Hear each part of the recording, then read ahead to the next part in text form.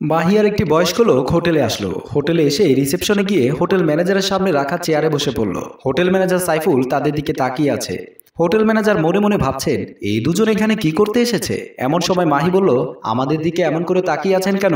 আমরা কি জন্য এসেছি সেটা আগে জিজ্ঞেস করুন। হোটেল ম্যানেজার সাইফুল বলল, আমার এখানে অনেক লোক আসে, বয়ফ্রেন্ড, গার্লফ্রেন্ড, প্রেমিক প্রেমিকা, স্বামী স্ত্রী, বাবা মেয়ে, তারা এখানে এসে রুম ভাড়া করে কিছু সময় কাটিয়ে তারপর চলে যায়। আপনারা হয়তো তার জন্য এসেছেন। এমন সময় বয়স্ক লোকটি বলল, আমরা এখানে একটি দাওয়াত খেতে এসেছিলাম, তাই অনেক রাত হয়ে গিয়েছে, তাই আমরা বাড়ি ফিরতে পারিনি। আপনার এখানে এসেছি, যদি আপনি একটা রুম দেন তাহলে আজকের রাতটা আপনার হোটেলেই থেকে তারপর সকাল হলে আমরা বাড়িতে ফিরে যাব। হোটেল ম্যানেজার সাইফুল বলল, ডিস্টার্ব করলে 2000, ডিস্টার্ব না করলে 4000। আপনারা কোন সার্ভিস নিতে চান? মোমেন সাহেব বলল, এটা আবার কেমন কথা বললেন? হোটেল ম্যানেজার সাইফুল বলল, যদি আপনাদের খাবারের জন্য নক করে তাহলে দিতে হবে 2000 টাকা, আর যদি আপনারা আমাদের কোনো সার্ভিস না নিয়ে থাকেন তাহলে দিতে হবে 4000 টাকা।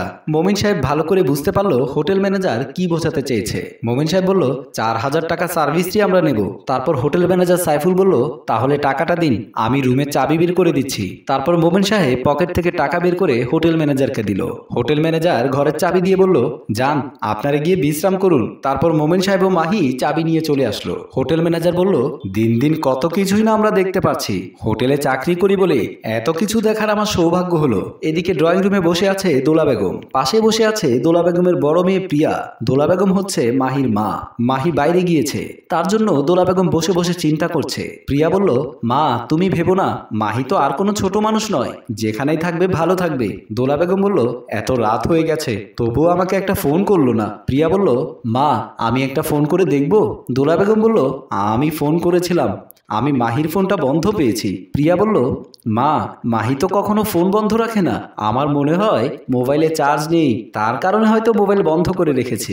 দোলা বেগম বলল, তুই গিয়ে ঘুমিয়ে পড়, আমার এখন ঘুম আসছে না, আমি কিছু সময় পর ঘুমিয়ে পড়বো। প্রিয়া বলল, আমি জানি মা, আজ রাতে আর তুমি ঘুমাবে না, তোমার চোখে ঘুম চলে গেছে।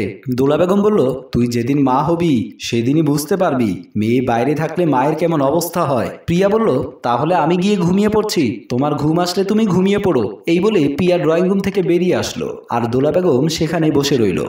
অপরদিকে দেখা গেল মাহি বিছানার উপর শুয়ে আছে। মাহির বাবা মোমিন সাহেব বিছানার পাশে বসে পেপার পড়ছিল। হঠাৎ করে মোমিন সাহেবের চোখ গেল মাহির দিকে। মাহির পরনে ছিল ছোট ছোট কাপড়। ছোট কাপড় পরাতে মাহিকে অনেকটাই সুন্দর লাগছে। মোমিন সাহেবের মাহির প্রতি লোভ জেগে উঠল। মোমিন সাহেব মনে মনে ভাবছে, আমি যদি মাহিকে একটু স্পর্শ করতে পারতাম। এসব ভাবতে ভাবতে মোমিন সাহেব নিজেকে আর ধরে রাখতে পারছে না। মোমিন সাহেব মনের ভেতরে বাজে কিছু চলে আসলো, যেমন কথা তেমন কাজ। মোমিন সাহেব আস্তে আস্তে মাহির কাছে গিয়ে মাহিকে জড়িয়ে ধরলো। মাহির ঘুম ভেঙে গেল।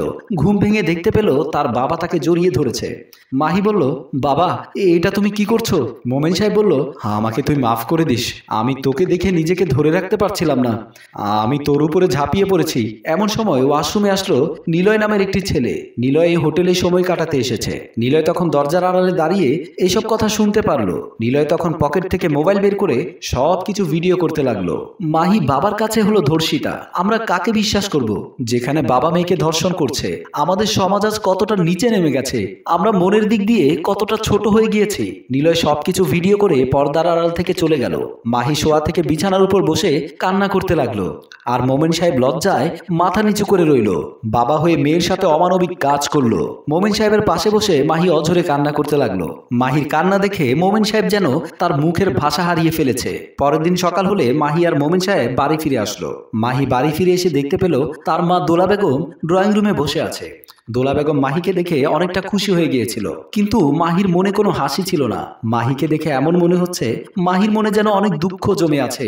মাহির মা দোলা বেগম মাহিকে জিজ্ঞেস করলো, কি হয়েছে, এমন মনমরা দেখাচ্ছে কেন? মাহি কোনো কথা না বলে ড্রয়িং রুম থেকে বেরিয়ে গিয়েছিল। এমন সময় আসলো মোমিন সাহেব। দোলা বেগম মোমিন সাহেবকে জিজ্ঞেস করলো, মাহির কি হয়েছে? মাহি মন খারাপ করে বাড়িতে আসলো কেন? মোমিন সাহেব ভালো করে জানে মাহির সাথে কি হয়েছে, কিন্তু মোমিন সাহেব কি করে বলতো মাহির সাথে কি হয়েছে? মোমিন সাহেব কিছু সময় সময় চুপ করে রইল। এমন সময় দোলা বেগম বলল, কি হয়েছে, কথা বলছো না কেন? তারপর মোমেন সাহেব বলল, আমরা গাড়ি দিয়ে জার্নি করে এসেছি তো, তার জন্য হয়তো মাহির মন খারাপ, হয়তো মাহির শরীর ভালো লাগছে না। দোলা বেগম বলল, এই জন্যই আমি তোমাকে বলেছিলাম মাহিকে তোমার সাথে করে নিয়ে যেও না, মেয়েটা গাড়িতে চড়তে পারে না। তুমি আমার কথা না শুনে মেয়েটিকে সাথে করে নিয়ে গেলে। মোমেন সাহেব বলল, তুমি ভেবো না, কিছু সময় পর ঠিক হয়ে যাবে। তুমি মাহিকে কিছু ভালো খাবার রান্না করে দাও, তাহলে দেখবে মাহির মন খুশি হয়ে গেছে। দোলা বেগম বলল, ঠিক আছে, তাহলে তুমি ফ্রেশ হয়ে আসো, আমি খাবারের ব্যবস্থা করছি। তারপর মোমেন সাহেব ঘর থেকে বেরিয়ে গেল। তারপর দোলা বেগমকে চিন্তিত দেখা যাচ্ছিল। সেদিন রাতে মাহি আর প্রিয়া বিছানার উপর শুয়ে আছে। মাহির চোখের পানি ছলছল করছে। প্রিয়া মাহিকে জিজ্ঞেস করলো, তোর কি হয়েছে বোন? তোর কি কোনো কারণে মন খারাপ হয়েছে? তোর যদি কিছু হয়ে থাকে আমাকে বলতে পারিস। মাহি তখন ভাঙা গলায় প্রিয়াকে বলল, একটা কথা বলতো আপু, আমাদের কাছের লোক যদি আমাদের সাথে অন্যায় করে তাহলে আমাদের কি করা উচিত? মাহির এমন কথা শুনে প্রিয়া কিছুটা চিন্তায় পড়ে গেল। হঠাৎ করে এমন কথা কেন বলছে? মাহিকে জিজ্ঞেস করলো, কি হয়েছে তোর? তোকে কি কেউ কোনো কথা শুনিয়েছে? মাহি আবারও বলল, রক্ষক যদি ভক্ষক হয় তাহলে কি করা উচিত? প্রিয়া মাহির এমন এলোমেলো কথা বুঝতে পারছিল না। মাহি কেন হঠাৎ করে এমন কথা বলছে? প্রিয়া বলল, কি হয়েছে আমাকে খুলে বল। মাহি কিছুই বুঝতে পারছে না মাহির এখন কি করা উচিত। মাহি তার বোনকে কিছুই বলেনি। মাহি বলল, আমার অনেক ঘুম পেয়েছে, আমি ঘুমিয়ে পড়বো। এ কথা বলে মাহি শুয়ে পড়ল। প্রিয়া বসে বসে ভাবছে, কেন এমন কথা বলছে মাহি? কি হয়েছে? বাবার সাথে ঘুরতে যাওয়ার পর মাহি ফিরে এসে এমন আচরণ করছে। এদিকে দেখা যাচ্ছে মাহির চোখ দিয়ে পানি পড়ছে, না পারছে কাউকে বলতে, না পারছে মাহি সইতে। এর কিছুদিন পর দোলা বেগম ও মোমেন সাহেব ড্রয়িং রুমে বসে আছেন। দোলা বেগম বলল, আমি ভাবছি মাহিকে বিয়ে দিয়ে দেব। মোমেন সাহেব বলল, বড় মেয়ে রেখে ছোট মেয়েকে বিয়ে দিলে মানুষজন কি বলবে? দোলা বেগম বলল, মানুষ দিয়ে আমরা কি করব? আমার মনে হচ্ছে আমার মেয়ের কিছু একটা হয়েছে। আমি আমার মেয়ের দুঃখ সইতে পারছি না, আমার মেয়ের কষ্টে আমার কষ্ট হচ্ছে। মোমেন সাহেব ভালো করে বুঝতে পারছে কত বড় একটা অন্যায় করেছে। মোমেন সাহেব বলল, ঠিক আছে, আমি ঘটকের সাথে কথা বলে মাহির বিয়ের ব্যবস্থা করব। তারপর দোলা বেগম বলল, আমি দেখে আসি মাহি কি করছে। এ কথা বলে ড্রয়িং রুম থেকে বেরিয়ে গেল। আর মোমেন সাহেব ড্রয়িং রুমে বসে রইল। দোলা বেগম ঘরের ভেতর গিয়ে দেখতে পেল মাহি বিছানার উপর হাতে একটা মোবাইল নিয়ে কান্না করছে। দোলা বেগম মাহির কাছে গিয়ে বিছানার উপর বসে মাহির কান্না দেখে নিজেকে আর ধরে রাখতে পারল না। দোলা বেগম কান্না শুরু করে দিল। দোলা বেগম মাহিকে জিজ্ঞেস করলো, কি হয়েছে, কান্না করছিস কেন? মাহি কোনো কথাই বলছে না, মাকে জড়িয়ে ধরে কান্না করছে।